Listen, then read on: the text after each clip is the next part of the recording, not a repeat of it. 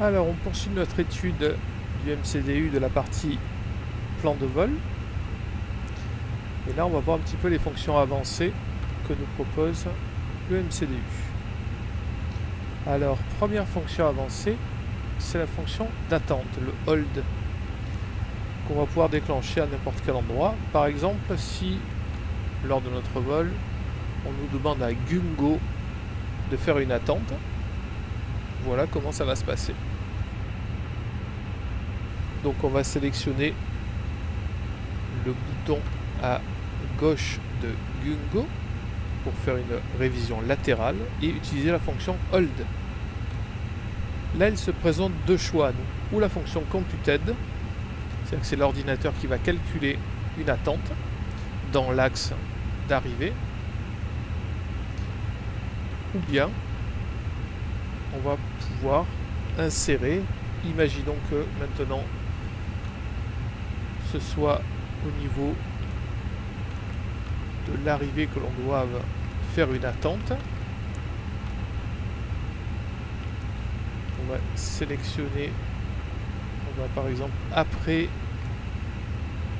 Gungo aller vers un autre point, donc on va avoir un déroutement vers elle-même. On va l'insérer après Gungo. Voilà, donc elle-même après Gungo. Le chemin est tracé, on le valide. Et notre plan de vol maintenant contient une discontinuité puisque après elle-même, on n'a pas indiqué ce qu'on voulait faire. Sur elle-même, on va rentrer par rapport à la carte de l'approche telle qu'indiquée. Donc, c'est les gros chiffres qui sont importants. L'axe, c'est 148 et c'est un virage à gauche. Donc, left turn. Et là, on se retrouve avec, au niveau d'elle-même, une attente telle que publiée sur la carte d'approche. Et enfin, on va changer notre approche, puisque là, on était sur une approche jusqu'à maintenant qui était Breno. On va passer sur une approche elle-même. Là, on voit bien au niveau d'elle-même l'attente avec l'entrée en goutte d'eau. On voit qu'il a créé deux points elle-même, un qui est le point principal et l'autre qui est l'attente, avec la possibilité de sortir à n'importe quel moment en appuyant sur Immediate Exit qui est marqué en orange. On change l'arrivée, on passe sur une arrivée, on garde la même piste, donc on fait simplement flèche droite pour pouvoir passer au choix de la star d'approche et on va choisir elle met un alpha, elle-même un alpha. L'appareil, révision en cours, on valide OK, on voit que ça correspond à la carte et notre plan de vol est maintenant modifié avec l'attente elle-même et ensuite l'approche elle-même un alpha. Comme vous pouvez le voir, de modifier au dernier moment son approche, de faire des modifications du plan de vol et d'insérer des attentes. Le top of descent s'est recalculé, on voit la flèche blanche qui s'est recalculée. Si finalement on n'a pas à faire cette attente, on peut dès maintenant insérer notre sortie. Si au cours du vol, avant qu'on arrive, même si pendant qu'on a passé Gungo, qu'on va vers elle-même, si on nous dit l'attente n'est pas nécessaire, on peut interrompre l'attente et là on se retrouve avec un plan de vol qui a été modifié là encore, qui a enlevé la partie d'attente. Là on voit bien que on ne va pas jusqu'à elle-même, qu'on vire bien avant. Si on veut passer absolument vertical à elle-même, il faut insérer la fonction d'overfly, c'est le petit delta que vous avez en bas. Et vous voyez quand ensuite sélectionne elle-même, un petit delta s'est mis à droite de elle-même et oblige à aller jusqu'à elle-même.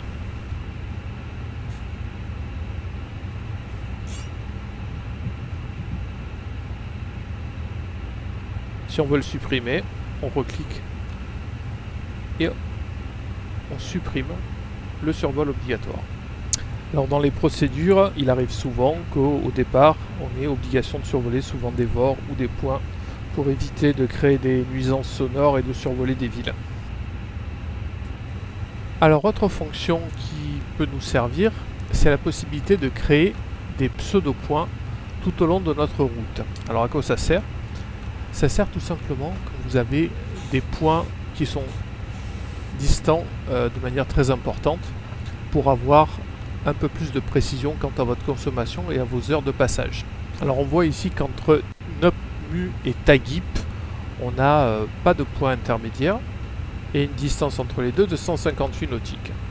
On va donc saisir Nopmu slash et lui dire de créer un point 50 nautiques plus loin.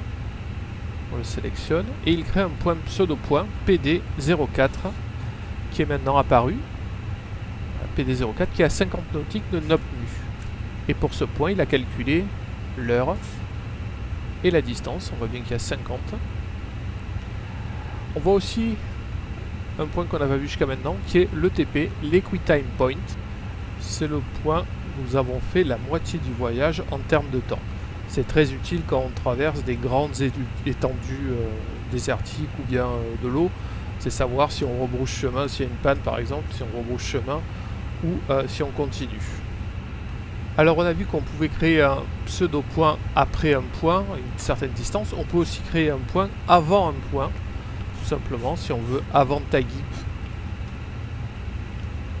mettre 20 nautiques avant, mais moins 20, et un point va être créé 20 nautiques avant le point Tagip. Il s'appelle PD05, il suit un ordre. Autre fonction intéressante dans le MCDU, c'est les fonctions de déroutement. À n'importe quel moment, il suffit d'appuyer sur Enable Alternate, et par rapport à notre position, on va directement avoir un chemin direct vers notre aéroport de destination alternate, c'est-à-dire de déroutement, EDDM dans ce cas. On va pas l'activer. Autre chose que l'on peut faire, c'est idem si en approchant de l'OI par exemple au point Tagip, on nous dit finalement l'aéroport est fermé, on peut changer la destination, par exemple pour se dérouter, ou vers un aéroport prévu ou un autre, en mettant un New Destination. Et automatiquement, à partir du point de Tagip, on voit un Flight Plan Discontinuity et on va le supprimer. À partir de ce point-là, on a une nouvelle destination qui est EDDM, qui nous permettra ensuite de rentrer notre arrivée. Et tout a été changé directement dans le MCDU. Alors bien sûr, le MCDU gère aussi ce qu'on appelle les contraintes. Les contraintes, c'est l'obligation d'une certaine vitesse et d'un certain niveau à différents points. Alors si on prend par exemple ici notre départ Nazik, on voit qu'on a des restrictions de vitesse, 175 nœuds maximum au départ, et ensuite une vitesse de 210 nœuds, et il faut être au-dessus de 2500 pieds QNH à velo. Donc quand vous chargez une SID, ça met tout seul les contraintes en place, donc tout ce qui est violet, contraintes de vitesse et d'altitude, et vous pouvez bien évidemment rajouter des contraintes ou modifier certaines contraintes si vous avez le droit de les modifier. Il arrive que certaines procédures soient bloquées. Donc si par exemple la traite, je décide que je veux être au-dessus de 5000 pieds, eh bien je vais indiquer donc altitude contrainte plus 5000. Ça veut dire que dans ma pente de montée, la machine va calculer pour que à traite je sois au minimum au-dessus de 5000 pieds. La contrainte va apparaître sur notre plan de vol, voilà, plus 5000. Maintenant, si je veux rajouter une contrainte de vitesse, alors, étant donné qu'on est en dessous de 10 000 pieds, le maximum de toute façon c'est 250 nœuds. On voit que la limite au-dessus est indiquée 250 jusqu'au niveau 100. Et là, je lui dis que je veux être à 250 nœuds et au-dessus de 5000 pieds. Si je veux modifier, ne pas mettre au-dessus de 5000 pieds, mais seulement 5000 pieds, exactement 5000 pieds, je mets 5000 et là je serai à l'altitude de 5000 pieds à ce point-là. Si je mets plusieurs points avec les contraintes d'altitude, les mêmes contraintes d'altitude, à ce moment-là, je ferai un palier. Si je mets moins 5000, eh bien je vais être en dessous de 5000 pieds. Je vais dire, tu ne vas monter, mais au maximum, tu ne vas pas être à 5000 pieds. Tu dois être en dessous. C'est plutôt quand on fait des approches, ou au contraire quand il y a des couloirs qui passent juste au-dessus, dont on a besoin d'assurer leur protection.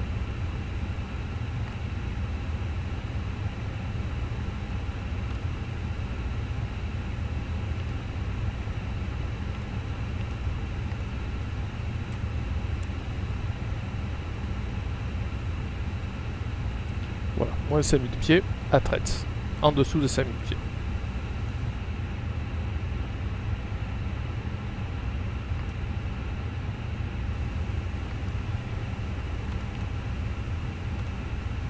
Alors c'est la même chose à l'arrivée, on voit que par exemple à Breno je dois être au-dessus du niveau 140, au-dessus du niveau 120, au-dessus du 95. Donc voilà le principe des contraintes et comment elles sont gérées via ce qu'on appelle la verticale révision. C'est donc les boutons de droite sur chaque élément du plan de vol. On va continuer avec d'autres fonctions annexes qui peuvent être quand même bien utiles. Alors, autre fonction qui peut nous servir, c'est la fonction qui s'appelle l'offset. Alors l'offset est disponible sur tous les points à partir dès qu'on a fini notre seed et ça permet de décaler la route à gauche ou à droite de la route, de recréer une route parallèle, typiquement pour éviter une météo défavorable ou un trafic trop important ou un trafic contraire. On peut avoir à légèrement décaler notre route. On voit que là la route a été activée, elle est donc à gauche de la route prévue de 5 nautiques. Si on veut la remettre, on enlève le décalage, et si on veut la mettre à droite, ben c'est la même chose. Alors peu importe le point où on se place, ça sera toute la route à partir de l'endroit où nous sommes jusqu'à ce que nous décidions de revenir sur notre axe principal. On ne peut pas dire à partir de tel point on se déroute, c'est pas possible. Autre fonctionnalité du MCDU, c'est la possibilité de définir plusieurs altitudes de croisière.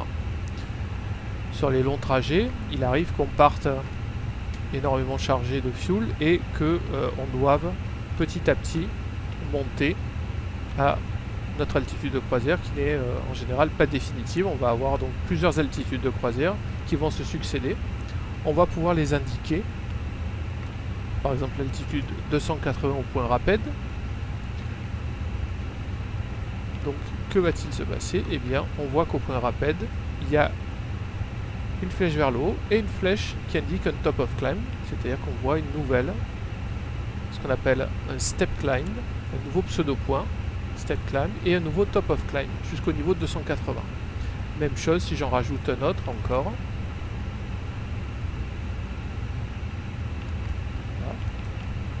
Là, on a un trajet qui est assez court, mais on va quand même pouvoir en rajouter un. Donc là, on va prendre, peu importe, en vérité, on clique sur n'importe quel point et on indique, dans notre cas, qu'on veut monter au 320 quand on arrive à Exceed.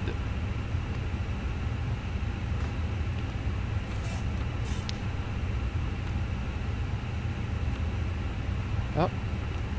Et donc, on va voir se succéder les montées. Top of climb, un nouveau step climb jusqu'au niveau 290 et puis un step climb de nouveau jusqu'au niveau 320. Voilà comment on rajoute des points de montée tout au long de notre parcours. C'est la même chose si on a besoin de faire des steps descentes, on peut aussi les indiquer.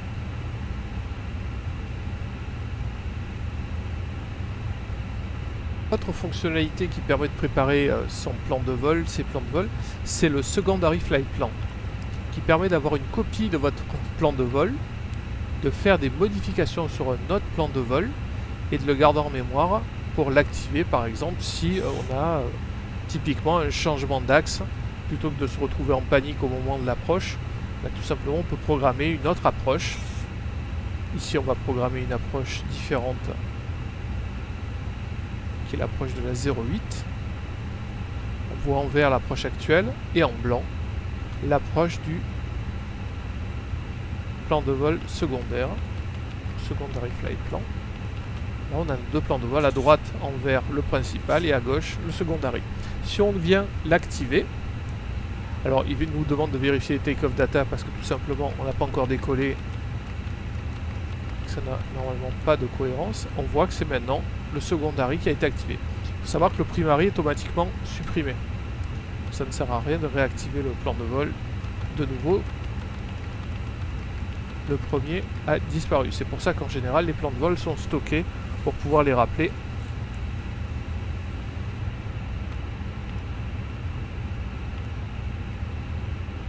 Autre fonctionnalité utile quand on emprunte des airways où il y a beaucoup de circulation, c'est la possibilité de dire à la machine de maintenir une vitesse constante.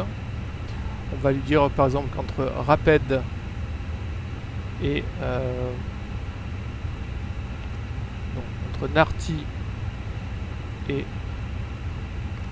TAGIP, on veut avoir une vitesse constante de Mach 75.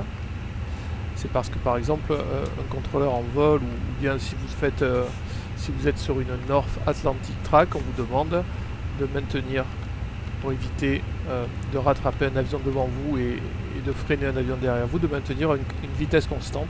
Donc c'est indiqué, on a vu ces petits 0,75 qui apparaissent en rose. C'est une contrainte qui sera donnée à l'avion pour qu'il maintienne cette vitesse là. Alors ça ne marche bien sûr que quand vous êtes en croisière.